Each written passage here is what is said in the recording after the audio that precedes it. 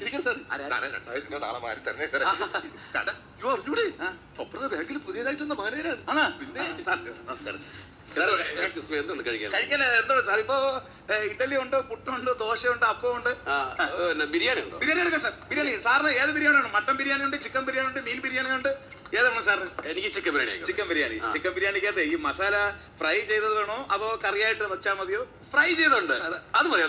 അത് നന്നായിരിക്കും. അത് ടേസ്റ്റാണ്, നല്ല ടേസ്റ്റ്. അങ്ങനെയാണ്. പിന്നെ അതിന്റെ കൂട്ടത്തിൽ സാറേ ഈ സലാഡ് വെക്കാമല്ലോ. സലാഡ് വേണം. സലാഡ് അത് കാണാൻ കോമ്പിനേഷൻ. അച്ചാറ് വെക്കാം. അച്ചാറുണ്ട്.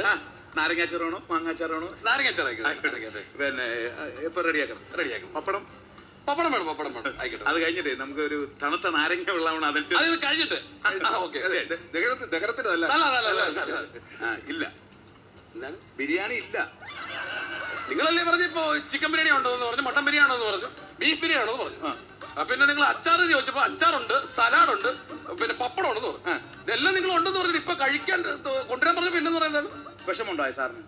നല്ല വിഷമുണ്ടായി. ഫീൽ ചെയ്തല്ലേ? നല്ലപോലെ ഫീൽ ചെയ്തു. ഇതുപോലെയാണ് സാറിന്റെ ബാങ്കിലെ ATM വരുമ്പോഴും നമുക്കും ഫീൽ ചെയ്യണത്.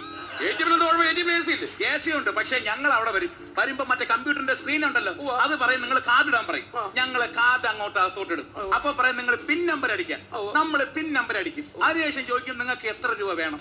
നമ്മൾ എമൗണ്ട് അടിച്ചു കൊടുക്കും. അതിനുശേഷം പറയും നിങ്ങൾക്ക് പ്രിന്റ് വേണോ വേണ്ടേ. നമ്മൾ വേണമെന്ന് പറഞ്ഞ് വീണ്ടും അടിച്ചു കൊടുക്കും. ഉടനെ സ്ക്രീനിൽ വരും ഇവിടെ കാശില്ല, നിങ്ങൾ അടുത്ത ATM പോകും. എന്തുമാത്രം വിഷമം നമുക്കുണ്ടാവുന്ന മനസ്സിലായ. അപ്പൊ നിങ്ങൾ ഇത്രയും ചോദിക്കേണ്ട കാര്യമുണ്ട്. അനക്കൾ ആദ്യമേ വരുമ്പോഴേ ഇവിടെ കാശില്ല എന്നങ്ങ് എഴുതി കാണിച്ചാൽ പോരായിരുന്നോ? വെള്ളം തുടരും.